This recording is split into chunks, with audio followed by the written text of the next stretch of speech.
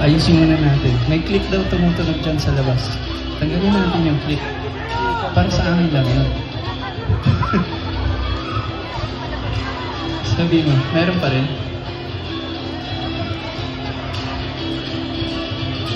Okay na? Didinig nyo ba yung music dyan? Okay ba dyan? I see. Okay na daw. So, ang kulang na lang yung dance steps, no? Sabay-sabay lang tayo, simple lang, side to side like a tito. 1, 2, 3, and... Come on! Oh yeah! Kasama ka daw, Sasa. Mama!